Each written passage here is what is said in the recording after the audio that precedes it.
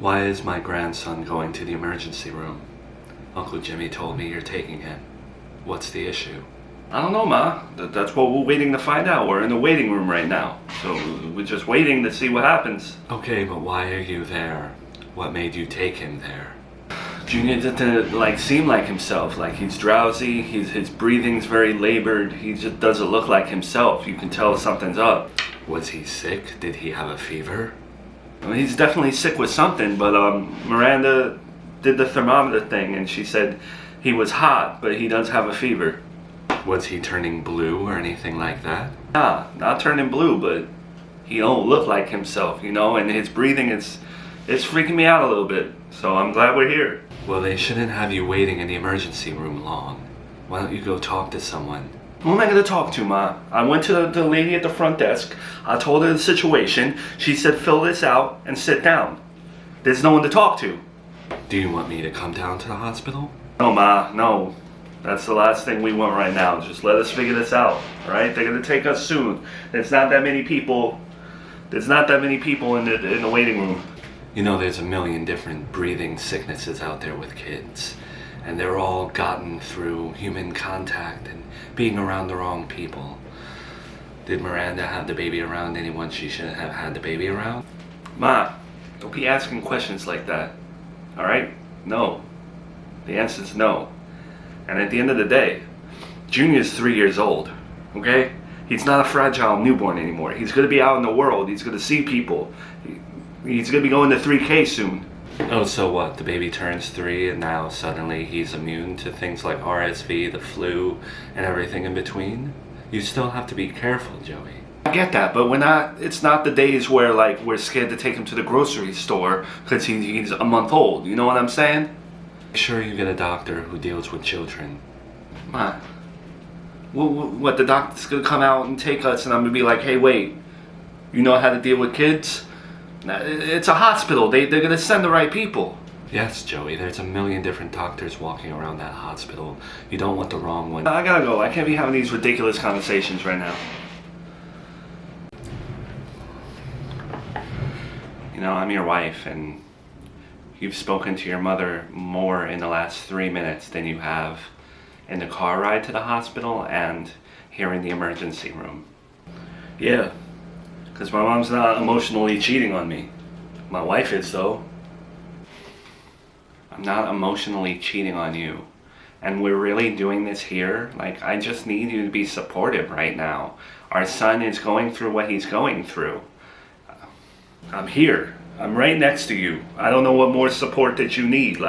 I'm sorry I'm a little pissed off that you went to go hang out with this guy when I told you that I didn't want you. Again, Joey, he drove me home. We didn't do anything. I'm sorry that happened. I said it 1,000,000 times. It's not gonna happen again. Yeah, I don't know. I don't believe that's all you did. I don't know. So if you're that mad at me, and you can't even talk to me, then why are you here with me? Because I love you and I was trying to make things work, but it doesn't seem like you want to make things work. It's like whenever I do something wrong, it's the end of the world and you want to break up and you want to divorce me. But then when you do something wrong, it's like, okay, well then just leave me. It's like every chance you get, you're trying to leave me. So I'm not the one that's saying all that. I'm not the one that's saying that I want a divorce or anything like that. But I am pissed off. Can we please not do this right now and right here? We're in the emergency room with our son. Can we just not do this? You're the one that's like, oh, you're not talking to me. You want to talk, that's what we're going to talk about. Again, I'm just worried about Junior. Okay, I think you should be worried about him too.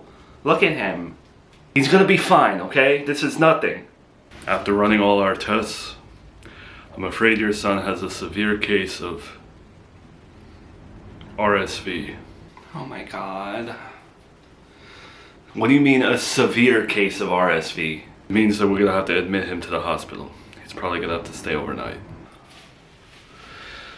Is he going to be okay? What do we do now for this?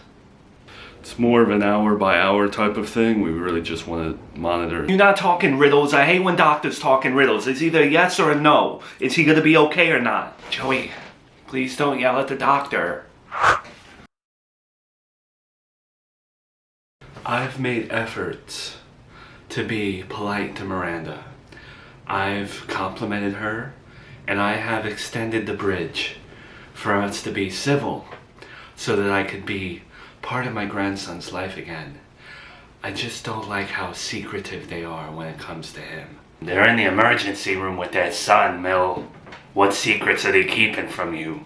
I'm sure they're both stressed out and scared, you know? I'm on the phone, and they're in the emergency room, and I'm getting zero information out of Joey.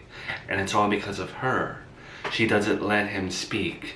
It's like she's his publicist or something. Oh, don't say that.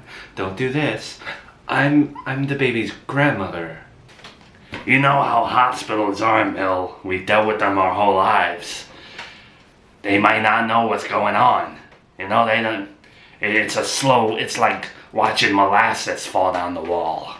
Okay, but when they do know what's going on, how long is that information going to take to get to me? And then when the information does get to me, how much of it is actually important? What are they going to hold back from me? They always hold something back. For example, I'm the last to know that this kid was going to go to 3K. They didn't tell me that either, but I'm the uncle, so...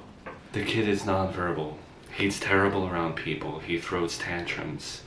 How is he going to be around people? And what school is she going to put him in? She doesn't know anything about what schools are good. She's a good mom, Mel. I'm sure she knows what she's doing when it comes to junior schooling. No, but I've really tried. I have really tried to tell her that she was a good mom. I have extended the olive branch, and I get nothing in return. I don't know what it's going to take for me to stop being the big bad wolf in everyone's eyes and her eyes. I don't get it, and I'm done trying. My son's in the emergency room. I should be there. My grandson, sorry. I don't know what to tell you. I really don't think they're out to get you at this point. I think they're just worried about their own lives. I should probably get back to Melissa's house. I still don't believe that she knows how to change diapers, but at least I get to be around one grandchild. You know, you better not tell his other baby's mother any of this. It's none of her business. And why not? Because she just had an RSV scare. Her baby didn't have RSV, and now if his baby has RSV, it's gonna be World War whatever. You know, she'll never let them live in... It's just embarrassing for Miranda. Don't do that. Oh well, maybe people should be nicer to me.